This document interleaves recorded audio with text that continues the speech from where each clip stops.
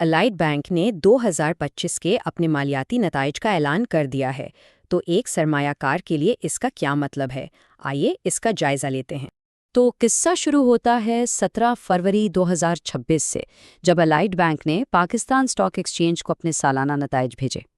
ये वो ऑफिशियल ऐलान है जिस पर हमारी आज की सारी बातचीत मबनी है। अच्छा, तो नताइज तो आ गए, लेकिन असल सवाल ये है कि इन तमाम नंबर्स और ऐलानात का एक इन्वेस्टर के लिए क्या मतलब है। इस तज्जिये में हम सीधा उन अहम तरीन नुकात पर बात करेंगे जो जानना ज़रूरी हैं। चलें, सबसे बड़ी खबर से शुरू करते हैं। बैंक के बोर्ड ऑफ डायरेक्टर्स ने ₹4 फी शेयर के हिसाब से फाइनल कैश डिविडेंड की सिफारिश की है। ये वो आखिरी अदायगी है जो शेयर होल्डर्स को इस साल के लिए मिलेगी। लेकिन ठहरें, ये पूरी कहानी नहीं है। ये ₹4 का डिविडेंड उस ₹12 फी शेयर के अलावा है जो बैंक पहले ही साल के दौरान अबूरी डिविडेंड यानी इंटरिम डिविडेंड्स के तौर पर अदा कर चुका है।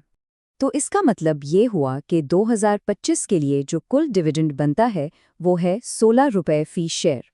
ये वो कुल रकम है जो बैंक ने इस साल अपने शेयर होल्डर्स में मुनाफे के तौर पर तकसीम की है। अब सवाल ये है कि बैंक ये डिविडेंड दे कैसे रहा है। जाहिर है इसका जवाब बैंक के मुनाफे में है। तो चलिए बैंक की माली कारकर्दगी पर एक नज़र डालते हैं। यहाँ 2025 और 2024 के मुनाफे का मुवाजना है।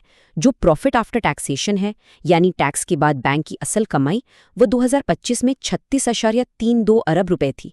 पिछले साल यानी 2024 में ये 44.38 अरब रुपए थी। तो यहाँ एक वाज़ेह कमी नज़र आ रही है जो शायद इस साल के माशी दबाव की अक्कासी करती है। इस मुनाफे को बेहतर तौर पर समझने के लिए एक बहुत अहम मेट्रिक है अर्निंग्स पर शेयर, जिसे हम EPS भी कहते हैं। सीधे अल्फाज में ये बताता है कि कंपनी ने हर एक शेयर पर कितना मुनाफा कमाया है। और जब हम EPS के आदाद शुमार देखते हैं तो यहाँ भी वही कहानी नजर आती है। 2025 में EPS था 31.73 रुपए, जबकि 2024 में ये 38.77 रुपए था। ये तब्दीली बराह रास्त बैंक के मजमूई मुनाफे में कमी से जुड़ी हुई है।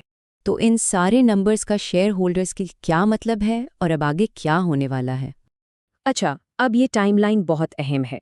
डिविडेंड हासिल करने के लिए शेयर होल्डर्स का नाम 17 मार्च 2026 तक मेंबर्स के रजिस्टर में होना लाजमी है। इसके बाद 18 से 30 मार्च तक शेयर ट्रांसफ़र बुक्स बंद रहेंगी और आखिर में 30 मार्च को सुबह 11 बजे लाहौर में सालाना जनरल मीटिंग यानी AGM मुनक्किद होगी। तो आइए जल्दी से सब कुछ दोहरा लेते हैं। 2025 के लिए कुल डिविडेंड है ₹16 फी शेयर। बैंक का टैक्स के बाद का मुनाफा 36.32 अरब रुपए रहा, जिससे EPS बना 31.73 रुपए। और अब सबकी नज़रें 30 मार्च को होने वाली AGM पर हैं।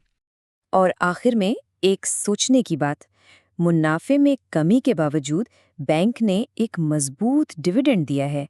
अब देखना ये है कि 2026 में बैंक माशी चैलेंजेस से कैसे निपटता है और ये उसके सरमायाकारों के मुस्तकबिल के लिए क्या मायने रखता है।